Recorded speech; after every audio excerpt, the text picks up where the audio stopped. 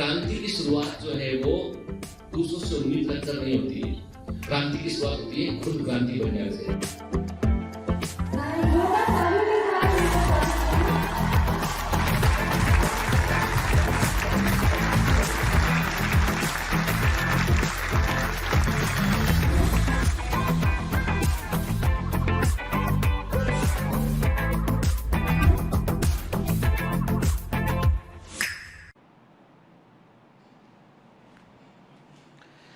Hello commanders, welcome to Biomentors classes online. I am doctor Jitendra Singh. तो चलिए, देर आए दुरुस्त आए, फाइनली काम पर लौट आए। एक बड़ा बुरा फेज था लाइफ का जो अभी भी हालांकि मुझे काफ़ी एक्सर्शन रहता है कोविड-19 होने के बाद, लेकिन यह है कि मुझे समझ में बात आया कि एक फेज था जो निकल गया, जिसमें हम सब लोगों ने कॉपरेट किया।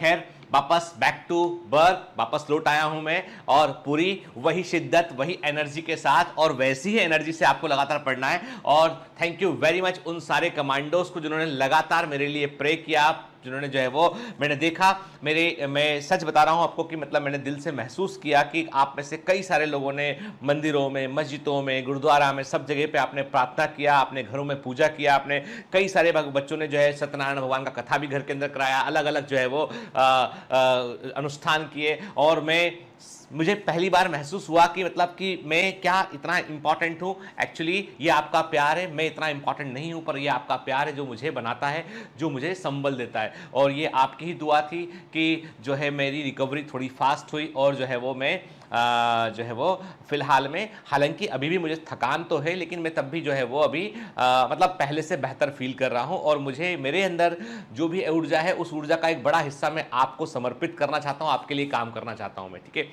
चलिए, तो thank you very much by heart, मेरे दिल से आप सब लोगों को धन्यवाद।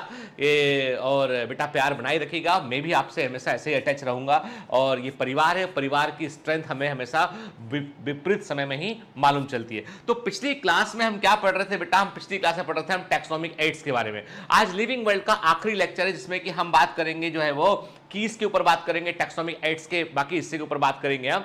तो पिछली क्लास में हमने देखा था कि हर्बेरियम क्या होता है, जूलॉजिकल पार्क्स क्या होते हैं, बॉटनिकल गार्डन्स क्या होते हैं, और एक ना एक क्वेश्चन एग्जाम में पूछा जाता है। ठीक है, अभी जो है ऐसा कहा जाता है कि हर साल जो है वो अधिकांश क्वेश्चन जो है इन पोर्शन इस पर्टिकुलर चैप्टर की बात करें, हम टैक्सोनॉमी की बात करें, वो एनसीईआरटी में से आते हैं। लेकिन मैं हमेशा आपसे कहता हूं बेटा के ये बात बिल्कुल सही है कि 90% तक क्वेश्चन आपके एनसीईआरटी से ही आते हैं, कई बार 95% तक आते हैं, कुछ चैप्टर में 100% क्वेश्चन एनसीईआरटी से ही आते हैं। लेकिन उसका मतलब ये बिल्कुल भी नहीं है कि हम थोड़ा सा भी अपनी कंफर्ट जोन से बाहर ना निकले। कारण उसके पीछे ये कि कॉम्पिटिटिव एग्जामिनेशन समझना पड़ेगा आपको, ये प्रतियोगिता है, किसी भी समय में किसी भी एंड पॉइंट पर जो है ये अपना रूप बदल सकता है, और हमें उस हर बदले हुए रूप के लिए तैयार रहना है। ठीक है, चलिए, तो आज का अच्छा कंटिन्यू करते हैं। मैं ग्लव्स इसलिए पहना हूं हाथ में ताकि जो है वो कोई चीजों को छू रहा हूं तो जो है वो अभी 4 दिन मुझे और थोड़ा ध्यान रखना चाहिए, ताकि जो है वो इन्फेक्शन को कंट्रोल कर सके। ये एक बट ऑब्वियस नेचुरल प्रैक्टिस का हिस्सा है। चलिए, तो अभी क्वेश्चन आगे बढ़ने के पहले, बहुत दिन से कुछ पूछा नहीं है, तो आप सब लोग जो है मस्ती कर रहे हो, तो मस्ती बाद अब आपको बताना है कि आपके सामने एक टेबल है, इस टेबल में ऑर्डर्स के, आपको मेन का ऑर्डर क्या होता है, हाउस फ्लाई का ऑर्डर क्या होता है, मैंगो का ऑर्डर क्या होता है बेटा, व्हीट का ऑर्डर क्या होता है, वो सारे ऑर्डर आपको बतलाने 1 2 3 4। ठीक है, ठीक है, आंसर चाहिए मतलब चाहिए। ठीक है, 1 2 3 एंड 4 के, तो इनका उत्तर आप मुझे लिख भेजेंगे। क्लियर? ठीक है ना, है ना बेटा? देखना नहीं, ठीक है, देख के एनसीईआरटी कॉपी नहीं करना, जो याद है, नहीं याद है तो A1 लिखना, क्वेश्चन मार्क लगा देना, नहीं मालूम सर मेरे को, मैं भूल गया सर, या मैं भूल गई सर। चलेगा, ईमानदारी चलेगा, समझ गए ना? ठीक है ना, वैसे याद रखना बेटा, है ना? ठीक है, चलो, तो आगे बढ़ता हूं। मैं पहले अपने आप को थोड़ा छोटा कर लूं ताकि जो है वो आपको दिखाई पड़े स्क्रीन पूरा मेरा। ठीक है, टैक्सोनॉमिक एड में हम देख चुके हैं ऑलरेडी, बॉटनिकल गार्डन देख चुके हैं हम जो है वो हर्बेरियम देख चुके हैं हम म्यूजियम देख चुके हैं हम। ठीक है ना, क्या क्या होता है इस बारे में हम ऑलरेडी बात जो है वो कर चुके हैं यहाँ पे हम। ठीक है ना, अब हम आगे बात करते हैं। देखो, तो पिछली क्लास में मैंने आपसे कहा था, जैसे मैंने आपसे कहा था हर्बेरियम के बारे में बात किया था, तो अब आपको एक प्रश्न का उत्तर और देना है आपको, क्या आपको एक क्वेश्चन का आंसर और देना है, क्या आपको बताना है what is the size of herbarium sheet के, साइज ऑफ हर्बेरियम शीट के, हर्बेरियम शीट का साइज क्या होता है आपको बताना है। के साइज क्या होता है के, what is the size of the herbarium sheet का साइज क्या होता है, ये आप मुझे कमेंट में लिख भेजेंगे। ठीक है ना, क्लियर। फिर हमने बॉटनिकल गार्डन्स की बात की थी हमने कि बॉटनिकल गार्डन किस तरह के होते हैं, हर पौधे पे बकायदा नाम की लेबलिंग होती है के। फिर हमने जो है वो म्यूजियम के बारे में बात किया था कि म्यूजियम किस तरह के होते हैं के, ठीक है, कैसे इंसेक्ट को प्रिजर्व करते हैं, उसमें हम कैसे एनिमल की स्टफिंग करते हैं, हम रेफरेंस के लिए इनका हम इस्तेमाल करते हैं। यानी जो भी टैक्सोनॉमिक एड है बेटा, उसका मतलब पर्पस केवल इतना भर है कि वो हम अपने रेफरेंस के लिए, समझने के लिए इसका इस्तेमाल करते हैं कि हमको जो है किसी एनिमल को समझना है तो हम वो म्यूजियम में जाके समझ लें, हम हर्बेरियम में जाके प्लांट को समझ लें हम, ठीक है ना, बॉटनिकल पार्क में जाकर हम जो है वो प्लांट को समझ सके हम, या जो है जू में जाकर हम जो है वो एनिमल के बारे में हम जान सके, किस तरह का टाइगर का हैबिटेट होता है, किस तरह का उसका बिहेवियर होता है, ठीक है, किस तरह का फूड खाता है वो, तो बहुत सारी जानकारी हम जो है वो उससे प्राप्त कर सकते हैं। तो क्योंकि किसी एक एनिमल या प्लांट की स्टडी करने के लिए जंगल जंगल भटकने की जरूरत नहीं है, ठीक है ना, उसके लिए हमारे पास में कुछ हमने उपाय खोज रखे, उनका हम यूज करते हैं, ठीक है, ठीक है। अब देखो, हम अभी तक पढ़े हुए, अच्छे से पढ़े हुए हैं कि जो है वो क्लासिफिकेशन में जो है बाकायदा हायरार्की होती है, वर्गीकरण में कई सोपान होते हैं। हायरार्की वर्ड का मतलब हिंदी में क्या बोलते हैं, सोपान बोलते हैं, कि पदानुक्रम बोलते हैं, सोपान बोलते हैं। कि सबसे छोटी जो टैक्सोनॉमिक कैटेगरी है वो क्या है, वो है स्पीसीज। सबसे बड़ी क्या है, वो होती है किंगडम। सबसे बड़ी क्या है बेटा, वो है किंगडम, ठीक है ना, ठीक है। किंगडम से ऊपर भी एक कैटेगरी है, डोमेन कहते हैं। डोमेन के बारे में हम बात करेंगे बायोलॉजिकल क्लासिफिकेशन चैप्टर में, क्या अभी हम कंफ्यूज नहीं करते यहां पे, ठीक है। तभी हमने कहा kingdom, phylum, class, order, family, genus, species, इसके बारे में हम अच्छे से जानते हैं। Taxonomic category of any rank is taxon. Taxonomic category of any rank is taxon, ठीक है। अब कुछ इंपॉर्टेंट चीजें नोट कर लेना बेटा, कि आईएमपी है, ठीक है, नोट कर लो, एग्जाम में पूछा जाता है, ठीक है। कुछ स्पेसिफिक सफिक्स होते हैं बेटा जो फ्रीक्वेंटली एग्जाम में पूछे गए, प्रीवियस ईयर क्वेश्चन में आए हुए हैं, तो वो सफिक्स हमें पता होना चाहिए। जैसे स्पीसीज के लिए कोई स्पेसिफिक सफिक्स नहीं होता है, जीनस के लिए कोई सफिक्स नहीं होता है। ये हम बात कर रहे हैं प्लांट किंगडम की, ये हम बात कर रहे हैं प्लांट किंगडम की बात कर रहे हैं। बेसिकली हम यहां पे प्लांट किंगडम की बात कर रहे हैं, तो याद रखिए स्पीसीज के लिए, जीनस के लिए कोई स्पेसिफिक सफिक्स नहीं होता है, पर फैमिली के लिए पोएसी, लेग्यूमिनेसी, फैमिली के लिए हम एसी सफिक्स का यूज करते हैं, ए सी, ठीक है। वेरी वेरी आईएमपी, ठीक है। फैमिली पूछा था एग्जाम में। ऑर्डर के लिए हम एल्स के, पोएल्स, ठीक है ना, ठीक है, एनाकार्डियल्स। तो हम एल्स क्या होता है बेटा, ऑर्डर के लिए हम क्या यूज करते हैं, एल्स यूज करते हैं हम के, एल्स, ठीक है। ये याद रखना, ये भी वेरी वेरी इंपॉर्टेंट एग्जाम में आ चुका है बेटा, ठीक है, तो याद रखना। और मैंने पहले भी आपसे कहा था कि प्लांट किंगडम में हम फाइलम की जगह पे क्या वर्ड यूज करते हैं, हम डिवीजन वर्ड का इस्तेमाल करते हैं हम, ठीक है ना बेटा। तो फैमिली के लिए सफिक्स एसी, ठीक है, ऑर्डर के लिए एल्स होता है बेटा, क्लास के लिए जो है वो ऑप्सिडा या एनी होता है, ठीक है ना, ठीक है, और डिवीजन के लिए फाइटा या स्पर्मी होता है, ठीक है। जैसे जिम्नोस्पर्मी की बात करें, एंजियोस्पर्मी की बात करें होता है, तो याद रखिएगा। तो ये इंपॉर्टेंट है, नोट कर लीजिए, आपको एनसीईआरटी में नहीं मिलेगा, this is not in NCERT, परंतु between the line of NCERT it is present, है ना।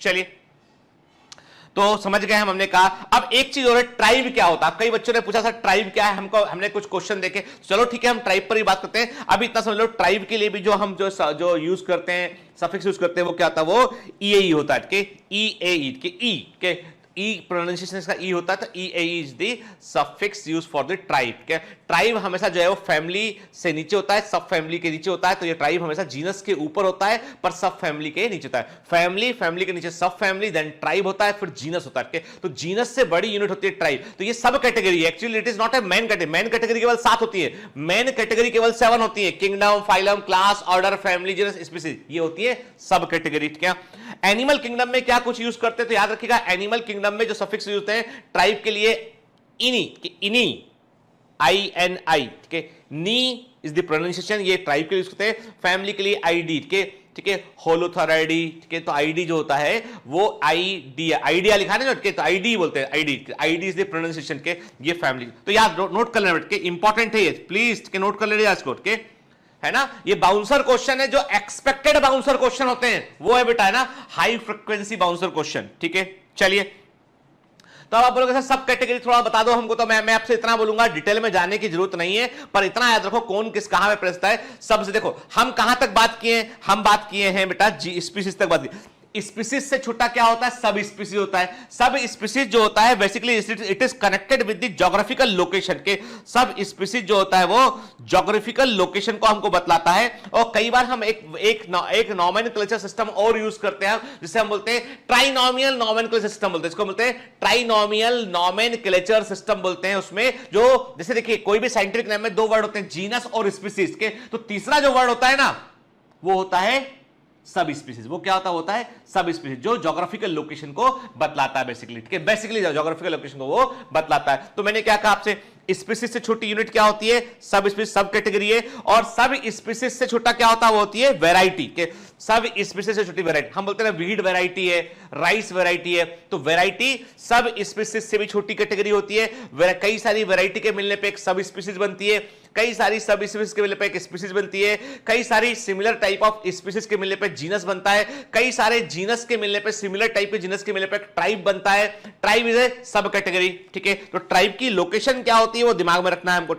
कई सारे एकदम क्लोज जीनस के मिलने पे ट्राइब बनते हैं, क्लोज टाइप प्रकार के ट्राइब के मिलने पे सब फैमिली बनती है, और सब फैमिली के मिलने पर जो है वो फैमिली होता है। तो सब फैमिली हुआ, देखिए यहां से यहां तक जो सब फैमिली हुआ, ट्राइब हुआ, ठीक है, ये क्या है? ये सब कैटेगरी में हो गया। ठीक है, सब स्पीसीज वैरायटी सब कैटेगरी में हो गया। ठीक है ना बेटा, ये सब कैटेगरी बन के फिर जो है सब फैमिली के फैमिली बना, फैमिली के मिलने पे सिमिलर टाइप के फैमिली के मिलने सुपर फैमिली बना, सुपर फैमिली के मिलने पे सब ऑर्डर बना। ठीक है, तो सुपर फैमिली और जो है आपका सब ऑर्डर क्या हो गया? ये सब कैटेगरी हो गया, ये ऑर्डर बना। ऑर्डर के सिमिलर टाइप के ऑर्डर के मिलने पे इंफ्रा क्लास बना, इंफ्रा क्लास के मिलने पे सब क्लास बना, सब क्लास के मिलने पे क्लास बना। तो इंफ्रा क्लास और सब क्लास क्या हो गया? सब कैटेगरी हो गया। तो याद रखिएगा, तो सब कैटेगरी कौन सी कहां प्लेस है ये दिमाग में रखना है। और ये बिल्कुल बाउंसर क्वेश्चन है, मैं क्लियर कर दूं।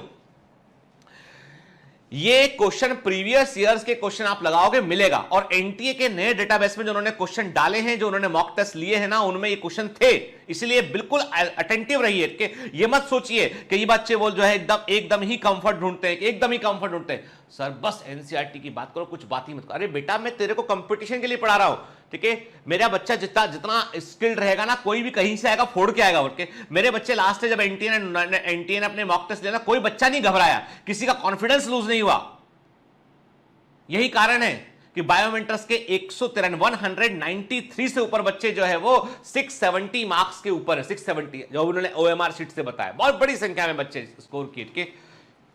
हालांकि मैं जानता हूं कि जो है वो पेपर का लेवल थोड़ा और अच्छा बेहतर होना चाहिए था, लेकिन वॉट एवर द रीजन, अभी हम उस पर नहीं पढ़ते। अभी हम ताब बोलेंगे कि हमें थोड़ा सा बेटा अपने कंफर्ट जोन से बाहर निकल के काम करना पड़ेगा, नहीं तो है ना क्या होगा कि हम कंपटीशन में थोड़ा भी चेंज हुआ ना तो हम बाहर रह जाएंगे। तो बाहर नहीं होना हमको, ना।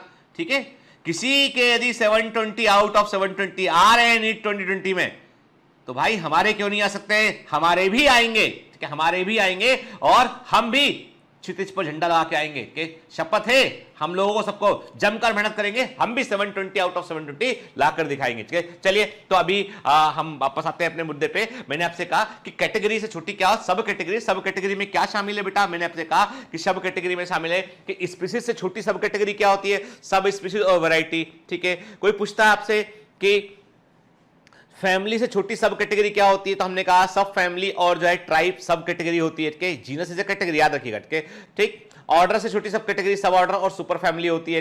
ठीक है, और क्लास से छोटी सब कैटेगरी सब क्लास और इंफ्रा क्लास होती है। तो ये याद रखिएगा आप। ठीक है, क्लियर?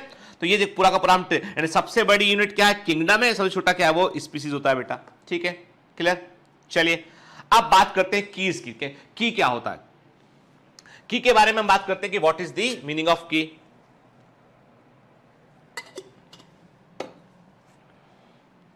की इज अनदर टेक्सोनॉमिकल, ये भी एक प्रकार का वर्गीकरण में हेल्प करने वाला टेक्सोनॉमिकल एड होता है। ठीक है, used for identification of plant and animals, किसका उपयोग हम प्लांट्स और एनिमल को पहचानने में करते हैं, और ये सिमिलरिटी और डिसिमिलरिटी के आधार पर होता है। आप बोलोगे सर हमको कभी भी आज तक हमको कभी भी की समझ में नहीं आया है, आप हमको थोड़ा अच्छे से बताओ। ठीक है, हमको ये बड़ा गंदा लगता है, तो पढ़ने में भी गंदा लगता है और कैसे याद करें। अच्छा एक काम भूल जाते, चलो बात खत्म करते हैं यार, है ना, वैसे भी है ना, कितना पढ़ेंगे ना, कुछ किस्सा कहानी की बात करते हैं।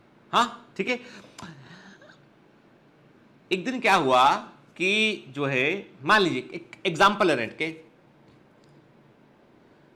आपका एक, आप लोग घर में कहीं रहते हैं, ठीक है, आपका कजिन ब्रदर भी आपके साथ रहता है, ठीक है, बहुत क्लोज है आपकी फैमिली में, काफी क्लोजनेस है, वो आपके साथ रहता है। और एक दिन वो जो है अचानक से बाहर से आया घर में और रोता हुआ आया। उसने आके बोला कि अब आप लोग बड़े भाई है, उसने आके बताया कि भैया मेरे को ना किसी ने, आपने देखा रे यहाँ लगा है, यहाँ लगा है, यहाँ पे फूटा हुआ है, लगा हुआ है, के सूजा हुआ है मुंह चेहरा, क्या हो गया, कहाँ गिर गए थे कहीं क्या?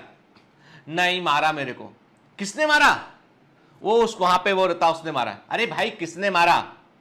बोला मैं जानता नहीं उसको, मेरी साइकिल टकरा गई थी, उसने मुझे बहुत मारा। अच्छा कौन है? अब उसने एक घटना बता दी कि भैया मेरे को मारा किसी ने। अब आपने पता किया, आपने कहा अच्छा कहां पर हुआ ये? उसने कहा कि ये यहां से आगे जाते ना भैया वो चौराहा है, उसके बाद वहां पे एक दुकान है वहां पे। अच्छा वो जो मारा वो लड़का कौन कैसा? वो लड़का लंबा लड़का था एक वो। अच्छा लंबे तो बहुत लोग होते हैं भाई, और क्या? मतलब लंबा लड़का था, छोटे हाइट का। अच्छा ठीक है। और उसके बाल कैसे थे? भैया बड़े बड़े बाल थे, कंधे तक बाल रखता है वो। अच्छा कंधे तक बाल रखता है वो। और अच्छा बताओ कि वो बाइक पे था कि स्कूटर पे था? किसमें? बाइक पे था। बाइक पे लिखा हुआ था राजाओं का राजा, भविष्य में मेरा बजेगा बाजा, ठीक है, राजाओं का राजा, भविष्य में मेरा बजेगा बाजा, क्योंकि मैं कुछ नहीं करता हूं, ठीक है। तो ऐसा उसकी बाइक पे लिखा हुआ था। अच्छा ये, अरे ये वो चिंटू है, वो बदमाश चिंटू, पढ़ता ना लिखता कुछ नहीं करता, वो है ना केवल है ना वो यही फालतू का, सुबह सुबह पान की दुकान पे जाएगा, अपना गुटखा खाता रहेगा बैठ के, और जो है वो अपना बाइक का हॉर्न बजाता हुआ निकलेगा हर गली मोहल्ले से। ये वो चिंटू है, जानता हूं उसको मैं, चल मेरे साथ। अपने भाई को ले आया, मैं चिंटू के पास गया, मैंने बोला है क्यों भाई चिंटू तुम बहुत आजकल बहुत हाथ पर चल रहे तुम्हारे? अरे तेरा भाई था? अरे माफ कर दे भाई यार, मेरे को पता नहीं था तेरा भाई है, इसके साइकिल टकरा दी, लग गया मेरे को, इसलिए मैंने तो अरे भाई माफ कर दो, ऐसे करके मतलब हो क्या ना वो समझौता टाइप आता है कि इधर भी खुश पार्टी उधर भी खुश पार्टी, है ना। मैंने यार भाई चिंटू ऐसे मत क्या करो यार, हमारे घर पे तुम अब जो है वो आंखें दिखाने लगे ना, तो गलत बात है ना, क्योंकि हम तो फिर ऐसा, फिर हम तो आंखें निकाल के गुट्टी भी खेल लेते हैं ना। मतलब धमकी थोड़ा जो धौस जमा के वहां से वापस आ गए थे। एक्चुअली में अब आप बताओ मेरे को कि उस चिंटू को पहचाना कैसे? मैंने उससे अपने भाई से पूछा, चॉइस दी, मैंने कहा अच्छा घटना कहां पे घटी? उसने कहा, मैंने कहा घर से बाहर निकलते तू लेफ्ट गया था कि राइट गया था? राइट गया था पहले चौराहे पे। अच्छा इधर तो जो लोग इधर तो जो है पान की दुकान है नहीं, कोई लोग ऐसे आवारा तत्व तो पाए नहीं जाते। सबसे अधिक जो है जो जहां पे जो जिस तरह के तत्व पाए जाते हैं वो चाय की दुकान होती है, पान की दुकान होती है, गुमटी, यहाँ पर अधिकांश लोग पाए जाते हैं, ठीक है। मतलब यहाँ पे फ्री एलिमेंट बोलते हैं, रैंडम एलिमेंट होते हैं, वो पाए जाते हैं, ठीक है। तो अब जो है वो हमने कहा अच्छा ये तो राइट गया था, तो हमने चॉइस दिया। उसने कहा कि हाँ मैं यहाँ गया था, वहां पे पान की दुकान के पास में हुआ। अच्छा फिर मैंने पूछा कैसा था वो? उसने कहा लंबा था। लंबा या छोटा हाइट में? तो हमने कहा अच्छा लंबा था। फिर उसके बाल कैसे? मेरे दिमाग में बात आई, अच्छा लंबा था, बाल कैसे? उसने कहा इतने बड़े बड़े बाल थे उसके, चुटिया बना के घूम रहा था वो हीरो बन के। अच्छा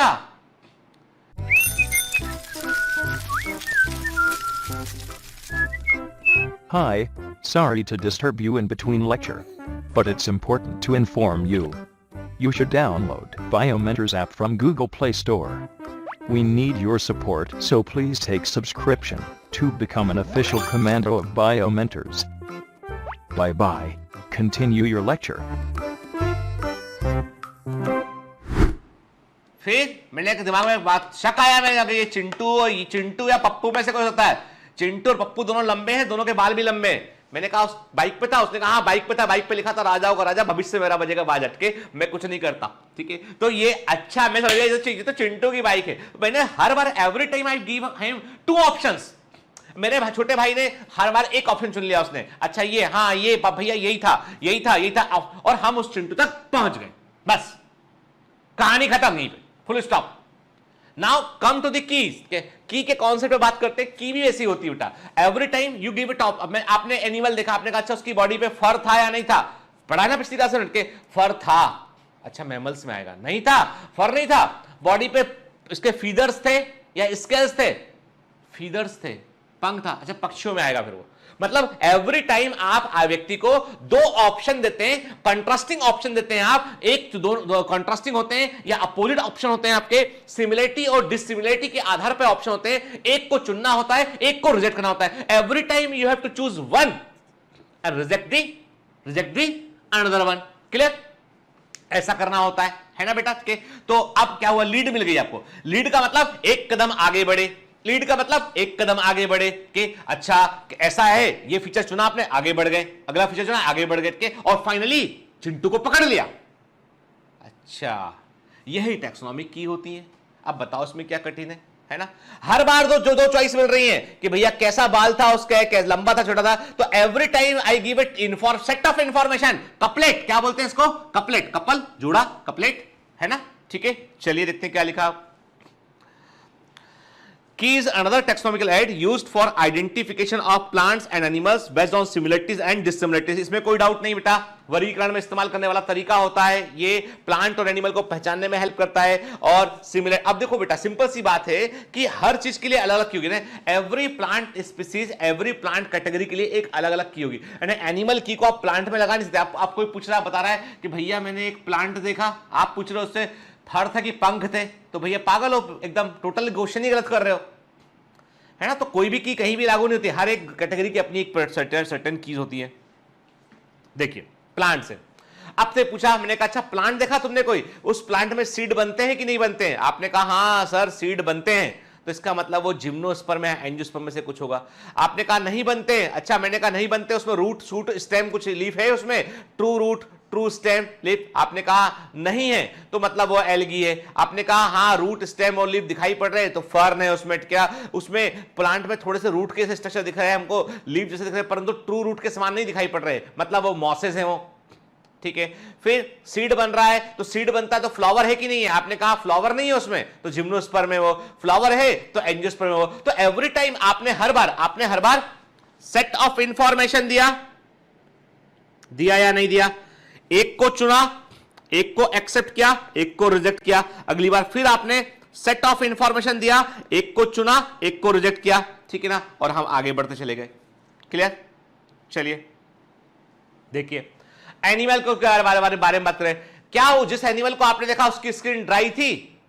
नहीं, ड्राई स्किन उसकी नहीं थी। तो यदि स्किन ड्राई नहीं है तो मतलब नम स्किन है, मोइस्ट स्किन है, नमी है स्किन में, तो नमी स्किन में किस में? एम्फीबिया में होती है। अच्छा स्किन ड्राई है, आपने कहा ड्राई है सर के, तो मैंने कहा स्किन पे हेयर थे क्या? आपने कहा हेयर नहीं थे। और स्किन पर हेयर मिलना जो है वो मैमल्स की कैरेक्टरिस्टिक होती है। रेप्टाइल्स में स्किन पर हेयर नहीं होते हैं तो वो रेप्टाइल होगा।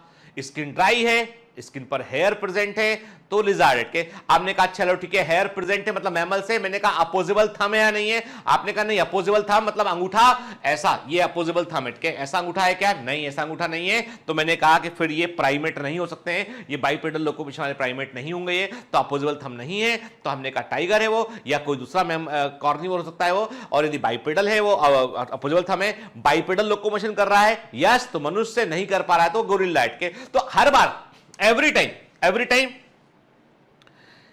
चॉइस दो में से एक चुनना है आपको, ठीक है? एक को रिजेक्ट करना है, एक को एक्सेप्ट करना है, फिर आपको दो में से एक चुनना है, एक को रिजेक्ट करना है, एक को आपको जो है वो सिलेक्ट करना है, तो आप आगे बढ़ते हो। तो every set of information is a couplet. क्या है बेटा? वो कपलेट है। Every step you get a lead, आप आगे बढ़ जाते हो। क्लियर? चलिए क्या लिखा देखिए ना, समझो बेटा, यानी आप कभी भी रटो मत, चीजों को समझो।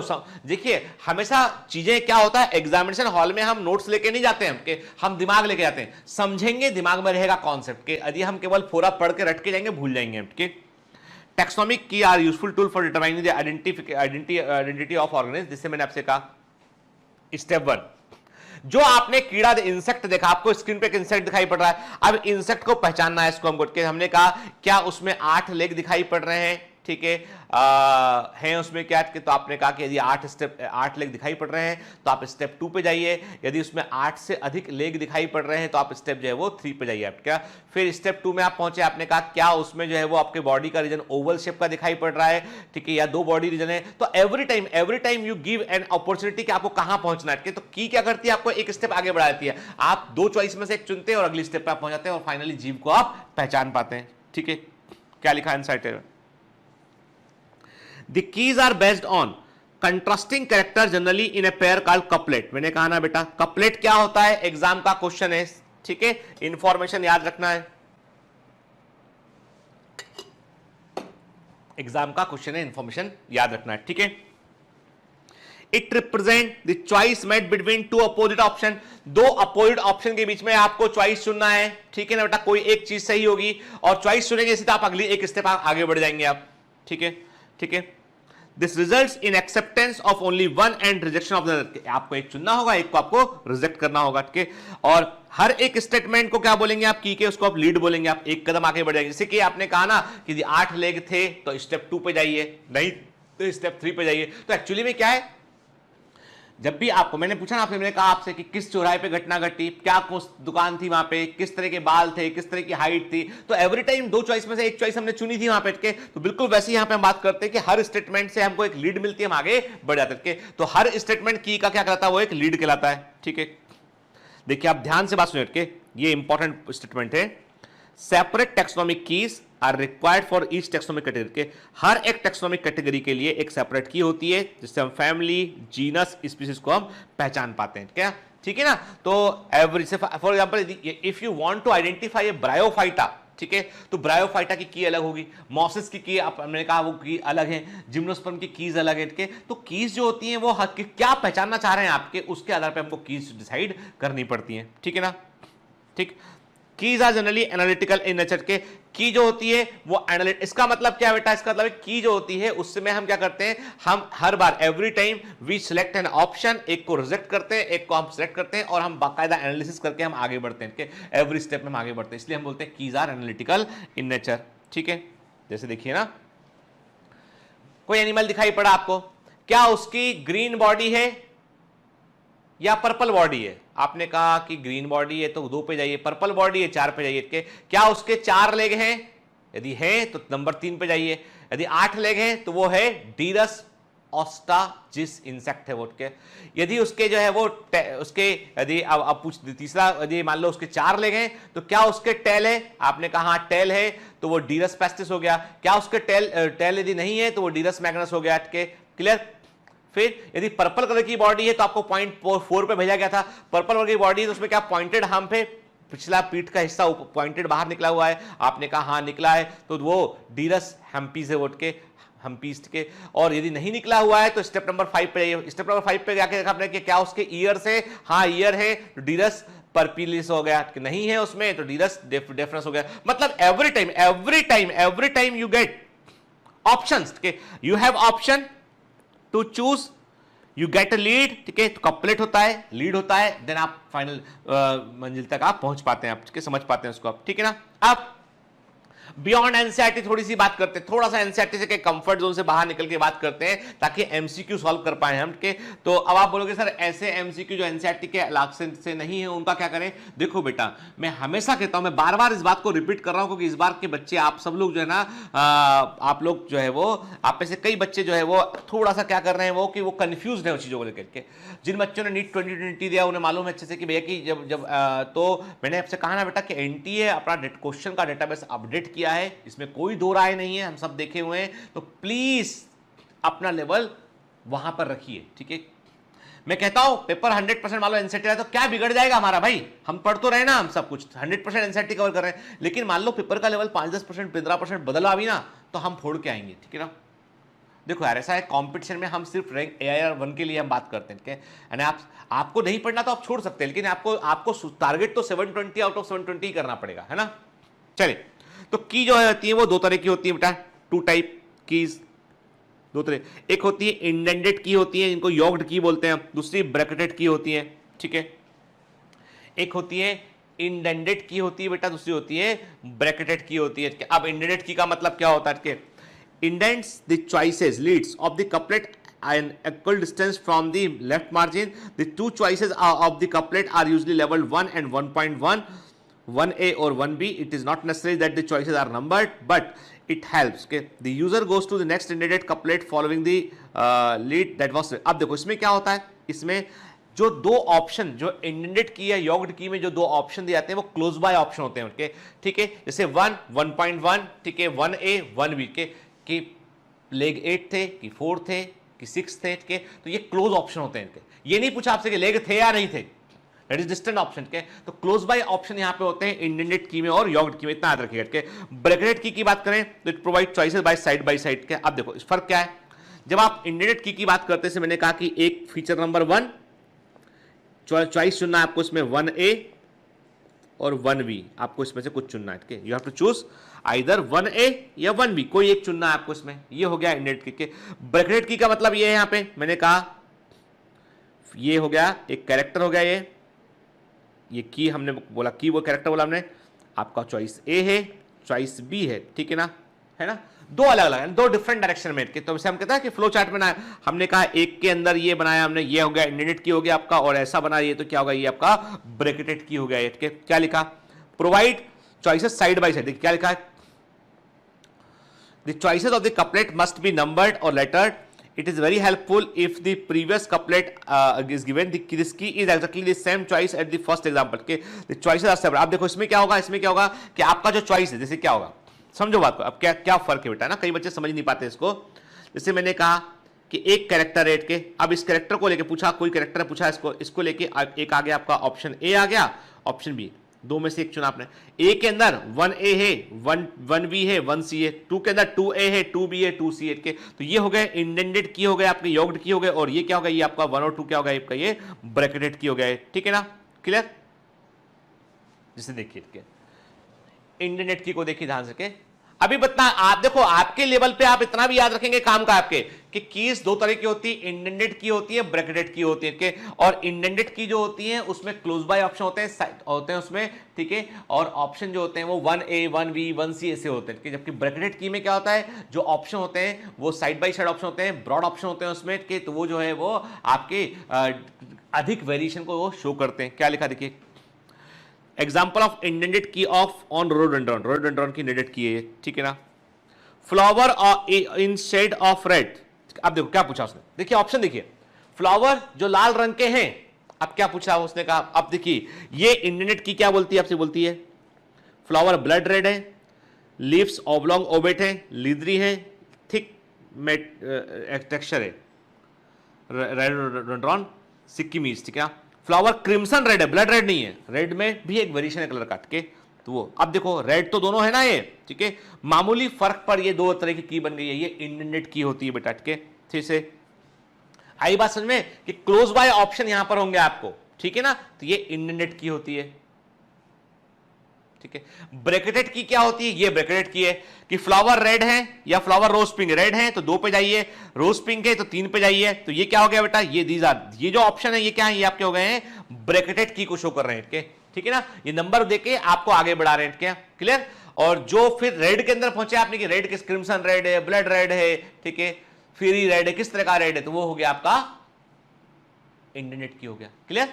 चलिए अब बात करते हैं कि what is the meaning of flora. चलो की बात समझ में आई हमको कि क्या होते हैं, फ्लोरा क्या होता है।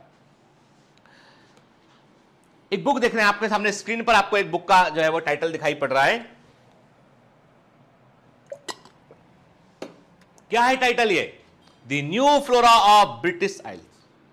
मतलब एक ब्रिटिश एरिया है, वहां पर हम जो है वो नए तरह के फ्लोरा, किस तरह के, मतलब किस तरह के प्लांट्स उस ज्योग्राफिकल, देखो there is a what is important कि एक आपको प्लेस दे रखी यहां पे, ठीक है, वहां के फ्लोरा मतलब प्लांट्स, उनके बारे में बात कर रहे हैं, ठीक है।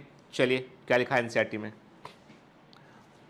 Flora contains the actual account of habitat and distribution of plant in A given area, ठीक है। जैसे आप देखिए है ना, एक गिवन एरिया दे रखा है ना बेटा, एक देखो ध्यान से, ठीक है, एक एरिया दे रखा है इसने यहाँ पे बुक में, ठीक है, वहां के सारे प्लांट किस तरह के हैं वहां पे, उनके बारे में जिक्र किया गया है इसमें, ठीक है ना। तो क्या बोल रहा है आपसे कि फ्लोरा में एक पर्टिकुलर एरिया, ज्योग्राफिकल एरिया जो होता है, वहां पर प्लांट का डिस्ट्रीब्यूशन किस तरह का है, किस तरह का हैबिटेट वहां प्रेजेंट है, किस तरह का हैबिटेट वो प्लांट वहां क्रिएट करते हैं, उसके बारे में जिक्र होता है, क्या। तो this provide an index of the plant species found in a particular area, के। तो एक पर्टिकुलर एरिया में जो भी प्लांट स्पीसीज पाई जाती है उसके बारे में ये बतलाता है, क्या बतलाता था, फ्लोरा बतलाता है, याद रखना, ठीक है। फिर मैनुअल क्या होता है, आप देखिए ये बुक के टाइटल देखेंगे आपको समझ में आ रहा है, ज्यादा अच्छे से बात समझ में, training manual on coral taxonomy in south east Asia. South east Asia में जो भी कोरल पाए जाते हैं, उन कोरल में वैरायटी क्या है, किस तरह के वो कोरल हैं, किस प्रकार उन्हें क्लासिफाई करेंगे हम, इसके बारे में पूरी जानकारी इस मैनुअल के अंदर दी गई है। आपको पता है जब आप एमबीबीएस करने पहुंचेंगे, जब आप एमबीबीएस करने मेडिकल कॉलेज पहुंचेंगे ना, तब आपको एक बुक पढ़नी पड़ेगी, वो है कनिंघम्स मैन्यूल ऑफ ह्यूमन एनाटॉमी के, कनिंघम्स मैन्यूल ऑफ ह्यूमन एनाटॉमी। पूरी बॉडी में कहां मसल्स, कहां नर्व, किस तरह की नर्व, क्या ब्रांचिंग, सब कुछ उसके अंदर होता है। और वो बुक नहीं है आपके पास तो आप ह्यूमन बॉडी डिसेक्शन नहीं कर पाएंगे, और करना पड़ता है। ह्यूमन बॉडी डिसेक्शन जो है वो एमबीबीएस का हिस्सा होता है। डेड बॉडी, कैडेवर इसको बोलते हैं, उसका स्किन काट के एक एक नर्व को निकाल के देखना पड़ता है, सब बच्चों को देखना पड़ता है, ठीक है। और ये one of the important learning में से एक होता है फर्स्ट ईयर का, ठीक है। तो जैसे वो मैनुअल, ऐसे हम बात करें भाई कि एक जगह पे कहीं पर कोरल्स प्रेजेंट है, वो कोरल्स किस तरह के हैं, कैसे क्लासिफाई करेंगे, क्या वैरायटी देखने मिल रही है, वो सारा जिक्र इसके अंदर हमको देखने मिलेगा बेटा, ठीक है। क्या लिखा है इसमें मैनुअल के बारे में एनसीईआरटी में? Manuals are useful in providing information for identification of name of species found in area के। एक एरिया दे रखा था यहाँ पे, ठीक है, साउथ ईस्ट एशिया, वहां के कोरल, उन्हें कैसे पहचानोगे, किस तरह के होंगे, पूरा इंफॉर्मेशन उनके बारे में दे रखा है। तो मैनुअल क्या होते हैं बेटा, ये भी एक एरिया के बारे में। अब लेकिन फर्क क्या है, फर्क क्या है? फ्लोरा में हमने उस एरिया के सारे प्लांट की बात की थी, हमने, समझो बात को, फर्क को दिमाग में रखो। फ्लोरा में हमने उस एरिया के सारे प्लांट की बात की थी, यहां पर हमने क्या बात कर रहे हैं, स्पीसीज चुन लिया हमने किसके, कोरल की बात की थी, केवल कोरल के बारे में। हमारा फोकस केवल कोरल पे, किसी और पे है नहीं है। यहां पर हम स्पीसीज या कैटेगरी के उसको हमने आइडेंटिफाई कर लिया, उस पर हम बात कर रहे हैं, ठीक है। Then come to the monograph. अब देखो बेटा फर्क क्या है, फ्लोरा में आपने एक एरिया में प्रेजेंट सारे प्लांट के बारे में आपने बात किया, और मैनुअल में आपने क्या किया कि एक एरिया में प्रेजेंट जो एक पर्टिकुलर एरिया है वहां पर प्रेजेंट स्पीसीज के बारे में, कौन कौन सी स्पीसीज वहां प्रेजेंट उसके बारे में आपने जिक्र किया। उसमें भी आपने चुन लिया कैटेगरी को, हमने कोरल्स की कितनी स्पीसीज वहां प्रेजेंट है उसके बारे में बात किया।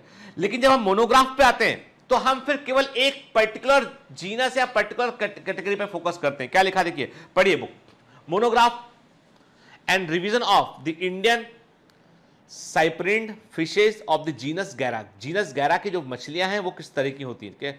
मोनोग्राफ ऑफ द निम्फिडिया, जो निम्फिडिना जो प्लांट है, जो निम्फिडियम प्लांट है, उसके वो किस तरह का होता है, ठीक है। तो मतलब यहां पर हमने क्या किया, एक पर्टिकुलर स्पीसीज को या एक पर्टिकुलर जीनस को हमने यहां पर फोकस किया हुआ है, ये होता है आपका मोनोग्राफ। क्या लिखा देखिए, monograph contains information of any one taxon. Monograph में केवल एक टैक्सॉन की इंफॉर्मेशन होती है, चाहे वो जीनस हो चाहे वो स्पीसीज हो, एक टैक्सॉन की बात करेंगे हम मोनोग्राफ में, ठीक है।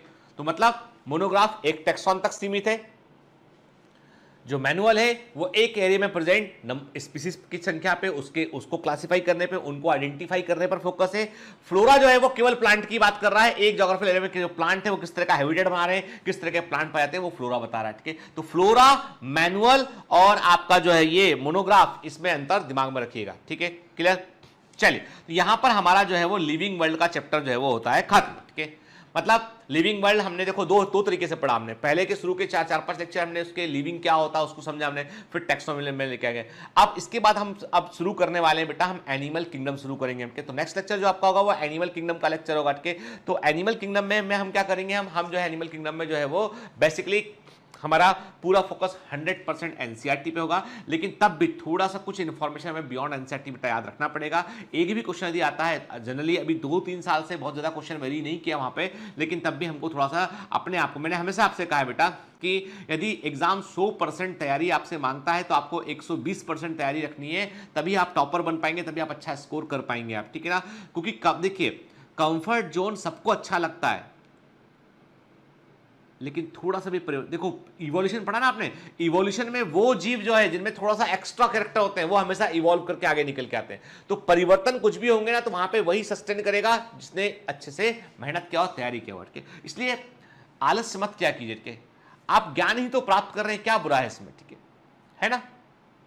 बायोलॉजी में आपको बहुत सारे बच्चे इस बार 2020 में के, नहीं मैं आपको एग्जैक्ट नंबर बता नहीं पाऊँ, पर मुझे लगता है कि मुझे जब तक अब तक जो रिपोर्ट किए तकरीबन 550-600 से ऊपर बच्चे हैं, दो स्कोर 345+ मार्क्स के जो है आपके जो है अपना 340 या 345 के आसपास मार्क्स उनके बच्चों के हैं, ठीक है ना।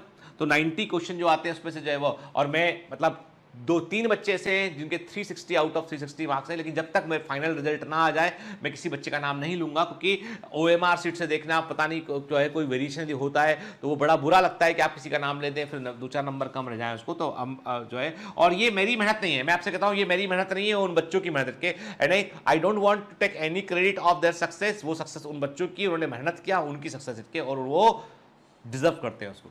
आप भी बेटा के अच्छे से पढ़िए, मेहनत कीजिए बेटा के, और मैं आपको जो है वो इस दौरान आपको बड़ी असुविधा का मेरे चलते, स्वास्थ्य के चलते आपको सामना भी करना पड़ा, कुछ जो है वो थोड़ा स्पीड भी कम हुआ कोर्स का, हालांकि असाइन टास्क चल रहे हैं लेक्चर आपके, लेकिन वॉट एवर द रीजंस के, मुझे इतना पता है बेटा कि आप मेरे साथ हैं, मैं आपके साथ हूँ, और ये सबसे इंपॉर्टेंट चीज़ है, और इसी पर हम सब कुछ जीत जाएंगे। All the best.